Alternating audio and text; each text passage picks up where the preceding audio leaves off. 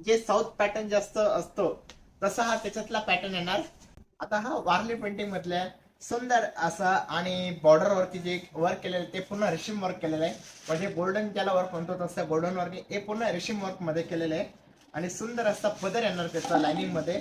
आणि ज्याला plain colour आवडत असेल तर प्लेन कलर, प्लेन बॉर्डर मध्ये पूर्ण असं प्लेन येणार बॉडी. आणि फक्त ते टेक्स्चर जे आहे ते कॉटन प्लस सिल्क बेस मध्ये येणार, सॉफ्ट सिल्क मध्ये. आणि हा त्याचा लाइनिंगचा पदर येणार.